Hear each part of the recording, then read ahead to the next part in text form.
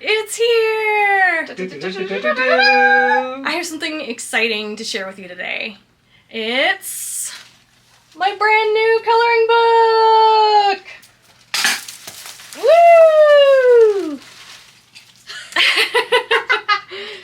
It's called Sprinkle Happiness, and it is 30 pages of original pug art illustrations for you to color. If you are looking for a fun, pug-centric coloring experience, look no further. Anyway, let me show you around the book.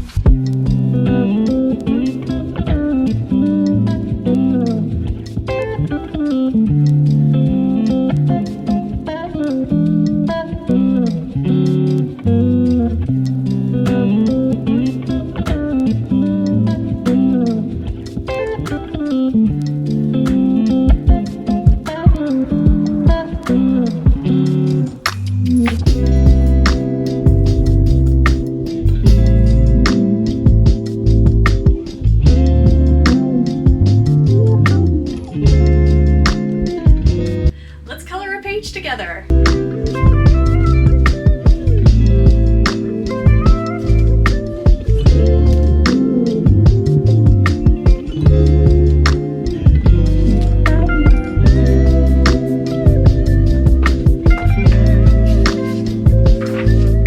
I'm using primarily Tombow markers. These Tombow ABT markers, they are wonderful for the paper in the sketchbook. I'm also going to use a few Ecoline brush pens. These are a little more damp, for want of a better word. They're more fluidy, and they tend to bead up a little bit, which is not ideal, but they'll work. But these guys, these Tombow brush pens, these are the MVP champ. They did a wonderful job of coloring in these pages, so highly recommend them. And these are the colors I used on the coloring sheet. Okay, so let's color a page together. I have chosen, wait for it,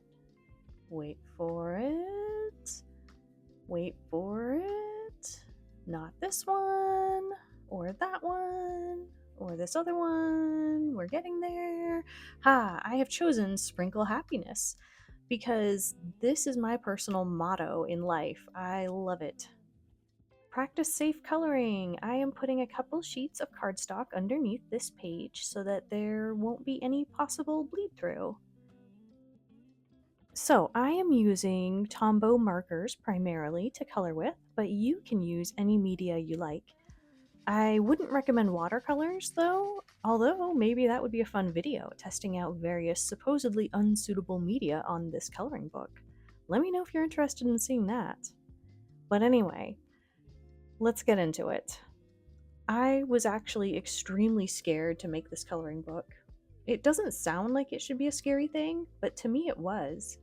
You see, I am just a little chicken baby, and this is not my first coloring book. It's actually my fourth. First of all, I've got to tell you, all of these books are out of print. So, first of all, I made a Pug and French Bulldog coloring book called Flat-Faced Friends. It was pretty well received, so much so that I made a second one. And that one was a little less kindly received. The negative comments started to roll in, and I started to freak out because I am a little chicken baby. But after a few years, I got the urge to make another coloring book, one that learned from the mistakes of the previous books to form a super book. I called it Pug Love, and that one was the least well received of all, at least on Amazon. I let a few negative comments really get to me, and I took all of my books down. I received lots of positive feedback on that third book too, and all the others, but I let that tiny bit of negativity get under my skin and make me censor myself. Again, little chicken baby, learn from my mistakes. Don't do this. But wouldn't you know it, the urge to make pug coloring books simply hasn't died. I felt the itch again, and so I made this one. I just really wanted to. I guess I had something I needed to express. So, I did not make this book for the negative Nellies out there. It's for you, the positive pug people I know and love. People who see the humor and the beauty in these wacky little dogs. People who get it, the whole pug thing. People like you, hopefully. I try to make the most uplifting, light-hearted work that I can. My motto, as previously stated, is sprinkle happiness around like pug hair. Really get it in everything. I have put this on everything that I can. And I'm not going to mute myself because of the voices of a few people this time. So help me, I am going to be stronger. I am growing from a little chicken baby into a big, strong chicken that's not afraid of anything. Well, sort of. At the very least, I am learning to accept that art is highly subjective and nothing is for everyone, and that some people are just plain mean sometimes, but that doesn't mean that you should stop doing your thing. All this sounds incredibly obvious, but it has taken me a long time to come to terms with it.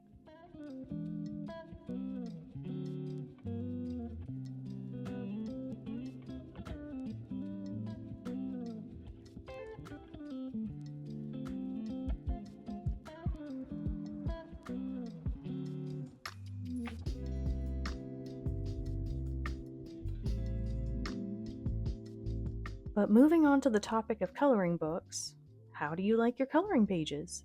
Do you prefer very detailed and intricate designs, or are you more into simpler pages?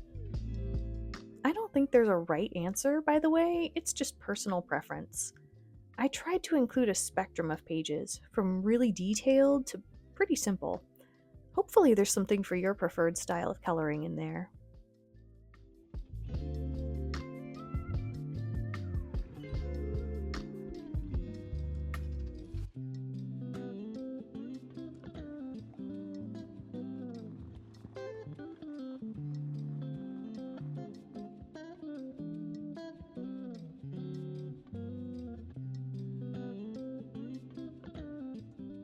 What do you like to color with? Leave me a comment, I'd love to know. I picked Tombow markers because they're really fun to play with, and I like that they come in a wide spectrum of colors. But I'm curious to try a page with colored pencils. Maybe next time.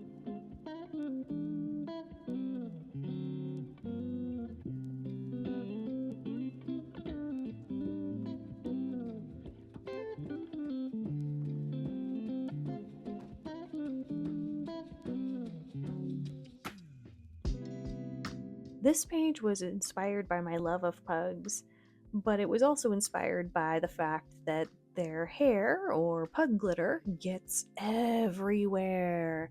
You really just have to accept this if you're going to be a pug person. It's fine, no outfit is complete without a little bit of pug hair anyway. It was actually a painting first, and then I redrew it to turn it into a coloring book page. That's how most of the pages in this book came about, so if you follow my artwork, you'll probably recognize some of these illustrations.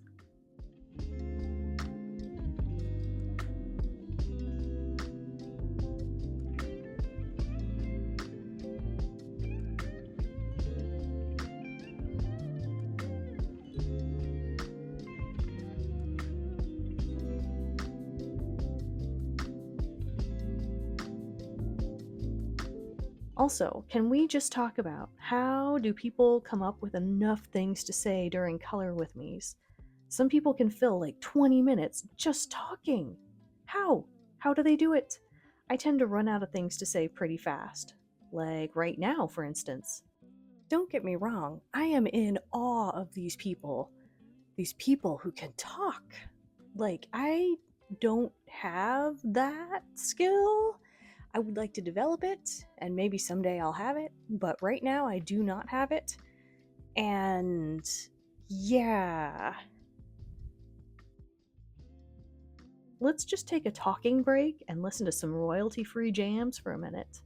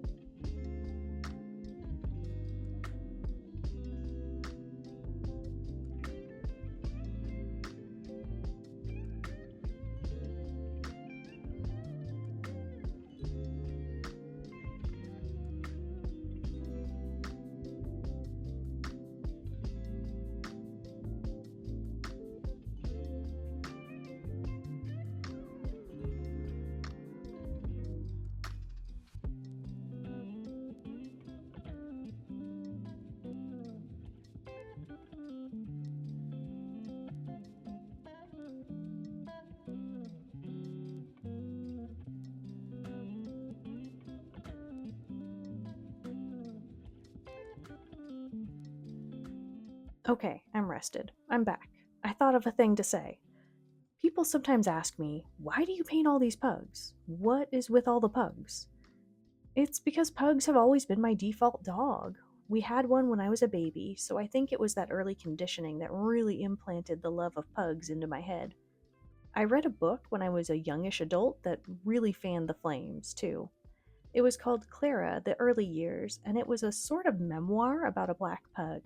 I really loved that book, and from then on, I started scheming up ways to get a pug of my very own. Those plans finally came to fruition years later when I got Topanga, my first real pug. And many years after that, when I was grieving her loss, I created an art quilt of her face with her nickname stitched all around. Creating this quilt really helped me move through my grief, and it sparked my obsession with creating pugs in every art form that I came across. This morphed into its current form, drawing pugs, which I have been doing pretty much every day for the last 8 years. 8 years! That is a lot. I keep doing this partly because, well, I enjoy it, and partly because I hope that my art can be helpful to other people as well and bring them some cheer and occasionally comfort into their lives when they need it.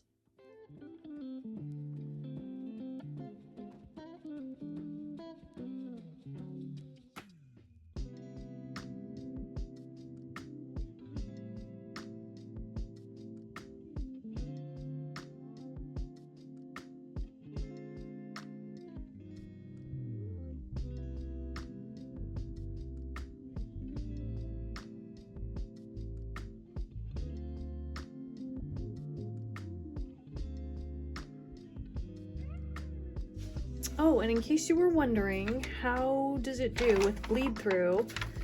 This is how it looks. I'll lift that up a little closer for you. So there's some ghosting, but it's really not bad. And like none even got on here. So let that be a lesson for you. Tombow pens are perfect on this paper. So are the Ecoline brush pens. They're pretty good too. So yay, Tombow!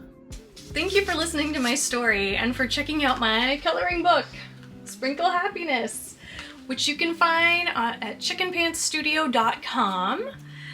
And that's it. Hug hugs!